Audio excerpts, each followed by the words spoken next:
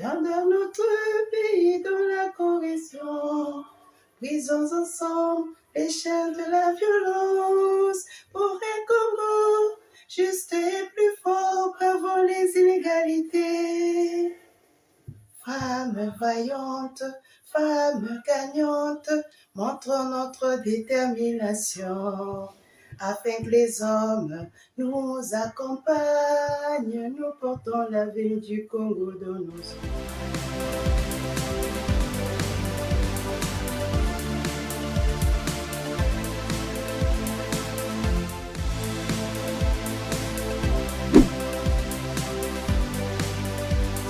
Si vous tombez pour la première fois sur notre chaîne, eh bien, sachez que moi, je suis sœur Bédestel Ritakimani, religieuse de la congrégation des sœurs passionnistes de Saint-Paul de la Croix, passionnée de la défense des droits humains et de la promotion de la femme. Voilà. On se retrouve encore aujourd'hui dans ce laboratoire. Oui, mais qu'est-ce que c'est le laboratoire des droits humains pour objectif, pour ceux qui viennent de se connecter pour la première fois?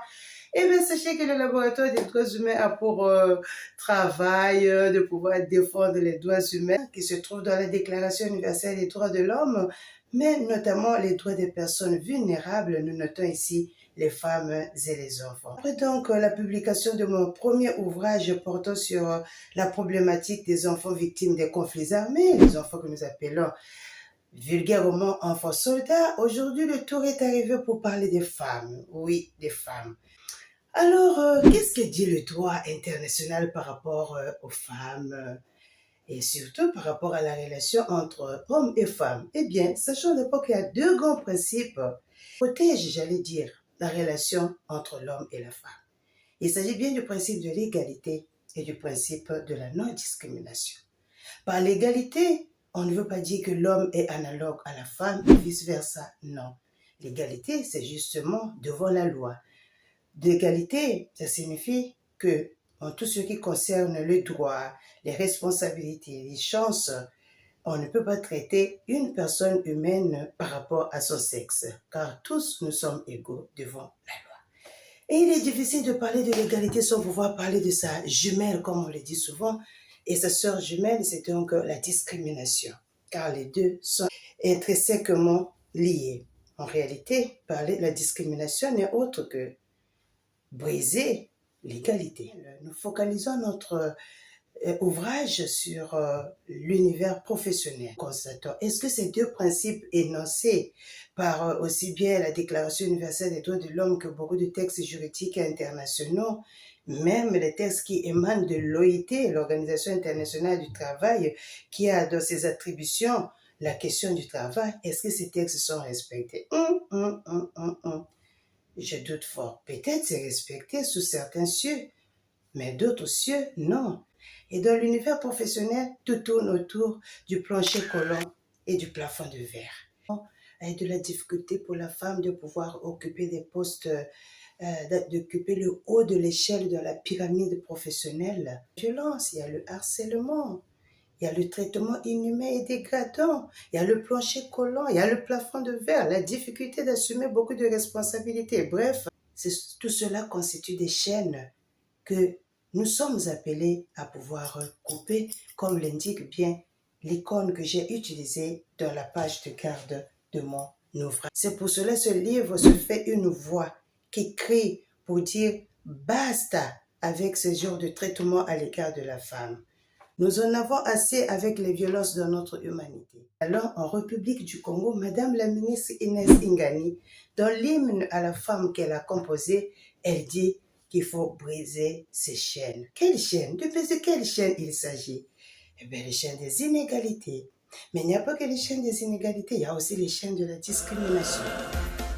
L'arbre de paix d'une vive voix solidaire, gardons notre pays dans la cohésion. Brisons ensemble les chaînes de la violence pour un Congo juste et plus fort. Et donc, en écrivant cet ouvrage, je me suis posé la question de savoir mais pourquoi on arrive à ce niveau. Et j'ai analysé certaines causes, notamment l'ignorance, l'analphabétisme que notre laboratoire a examiné dans ses publications précédentes. Il y a le dualisme entre le droit positif et le droit coutumier. Et bien d'autres causes qui font que la femme soit traitée de cette manière. Et cela ne reste pas sans effet néfaste, il y a des conséquences. Des conséquences peuvent être aussi bien à l'égard de la femme qu'à l'égard de la société, car je le dis toujours que le développement de notre société, le développement de notre monde dépend du travail accompli aussi bien par l'homme que par la femme. Alors, qu'est-ce qu'il faut faire face à tout cela? Donc, dans l'ouvrage, je propose certaines stratégies. Les stratégies qui peuvent être nationales et aussi les stratégies internationales. Et là, comme religieuse, je me suis référée aussi à l'apport de la conférence épiscopale du Congo-Brazzaville face à la question de la femme. Vous voulez vraiment connaître plus à travers cet ouvrage? Eh bien, n'hésitez pas de l'acheter. Il est déjà disponible sur Amazon. Vous voulez vraiment être promoteur des droits humains, notamment des droits de la femme? Eh bien, achetez cet ouvrage et vous allez découvrir plus que ce que j'ai dit. Je suis arrivée à dire qu'il faut évangéliser nos coutumes. Il faut voir aussi l'aspect du capital humain.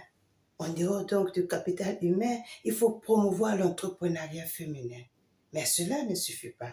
Il faut encore mettre en marche, rendre effectif le train Mouébara qui doit parcourir toutes les régions de la République du Congo pour divulguer les droits de la femme. C'est difficile de pouvoir revendiquer un droit quand on ne le connaît pas. Femme vaillante, femme gagnante, montrons notre détermination. Avec les hommes, nous accompagnent, nous portons l'avenir du Congo dans nos entrailles. L'ouvrage est donc là, nous portons l'avenir du monde, l'avenir du Congo dans nos entrailles. Et pour que nous puissions le prouver à l'humanité, nous devons lire pour connaître nos droits. Alors l'ouvrage est là, n'hésitez pas de l'acheter pour lire, pour connaître. Et ce n'est que comme ça que notre monde va être transformé. On se dit au revoir et à nos prochaines publications.